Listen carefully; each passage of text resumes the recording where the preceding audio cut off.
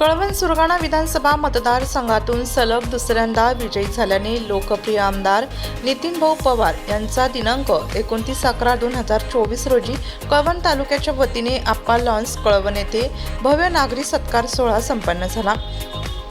सदर सत्कार सोहळ्याच्या निमित्ताने कळवण तालुक्यातील सरपंच, विविध संस्थांचे पदाधिकारी तसेच ज्येष्ठ नागरिक, महिला व तरुण वर्ग हजारोच्या संख्येने उपस्थित होते।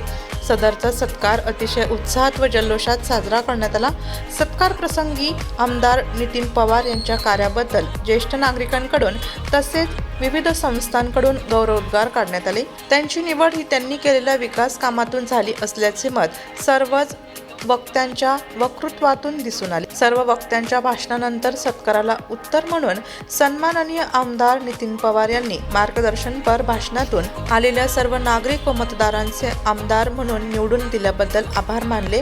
त्यानंतर प्रथम नागरिक सत्कार सोहळा व ज्येष्ठ नागरिक व सत्कार सोहळ्याच्या कमिटीच्या हस्ते आमदार नितीन पवार व त्यांच्या पत्नी माजी जिल्हा परिषद अध्यक्षा जयश्रीताई पवार यांच्यासह करण्यात आला।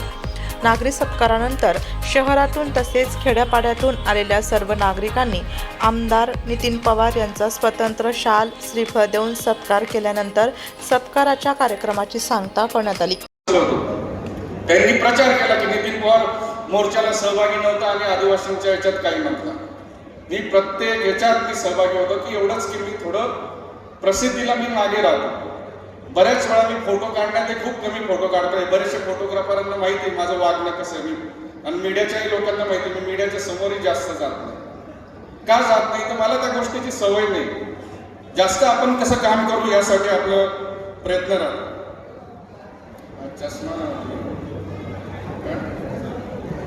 चष्मा लावला नाही तर त्या पेसामुळे नंतर मी तुम्हाला एकदम मोकळं सांगतो। आज मी एकदम मोकळं पेसा नंतर अण्णा मी फक्त 2% पुढे होतो। पेसा नंतर निवडणूक लागायच्या 2 महिन्याआधी मी 2% पुढे होतो। 2% पुढे होतो त्याच्यापेक्षा जेपी पेक्षा। मग मी इथंच सभा घेतली। तुम्हाला माहिती असेल एक आपण मेळावा घेतला होता का इथं। हा मेळावा आणि फॉर्म भरायच्या मेळाव्यानंतर माझी टक्केवारी 4% वाढली। 4%। मग नंतर जो काही मी सुरगाणा तालुका कव्हर केला आणि माझ्या मिसेसनी जयश्रीनी जो काही पश्चिम पट्ट्यात जो काही भाग कव्हर केला त्याच्यात मी 60%वर गेलो। 7 बरं का 60 नाही 7%वर। आणि त्याचा साक्षीदार भूषण पण आहे। तो माणूस माझ्या घरी दळवटला आला। भूषण त्याच्याशी डोकं लावत होता की अशी टक्केवारी पश्चिम पट्ट्यात हे मत ते मत। काल तुळजापूरला येताना मी त्याच्या गावाला थांबला औरंगाबादच्या इथं देवीचं दर्शनाला गेलो होतो। मी 60% मला जे होतं ना त्या हिशोबाने मला 8,500 मत बरोबर मिळालं। 8,500। त्याच्यामुळे मी काही एवढं हे होत नाही। कारण की तुम्ही बघा मी तर फार लहान माणूस आहे। जयंत पाटील साहेब 1100 का 1200 मतांनी आले। एवढं लक्षात घ्या। कुठे निसटता विजय, चांगला विजय। मागच्या 6,000 आलो ना आता 2,000 वाढले। 2,000 वाढले। आता जे काही आमची मंडळींना एकच विनंती राहील की कृपा करून 200 रुपयाला विकले जाऊ नका।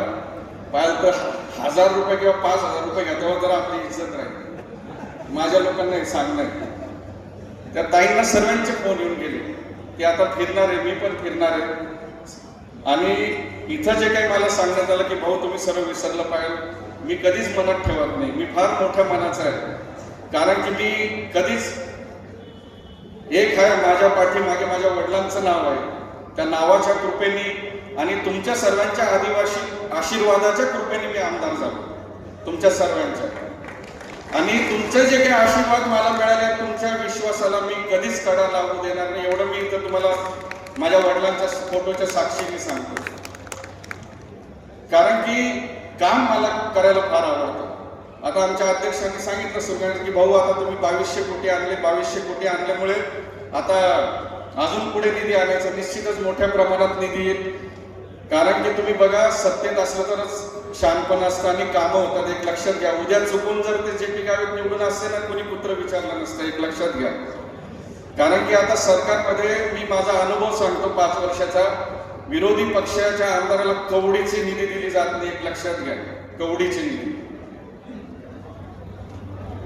आणि निश्चितच माझे नेते आदरणीय अजित पवार असल्यामुळे मला त्याची काही चिंता नाही.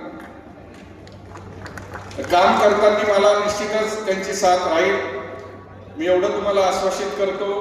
आता एक सांगण्यात आलं, अजून एक मुद्दा होता मोठ्या प्रमाणात की प्रत्येक माणसाला आश्रम शाळेवरती JP गावीत नोकऱ्या देणार आहे. माझ्या अंदाजाने कळवण तालुक्यातून 50 ते 100 लोकांना आश्वासने दिली आहेत की त्यांच्या शाळेत नोकरी लावणार. माझी विनंती राहील गावित साहेबांना की या पोरांना आता आचारसंहिता संपली, लवकर नोकऱ्या देऊन टाका शिक्षक म्हणून, बरं का. गावित साहेबांना माझी विनंती राहील.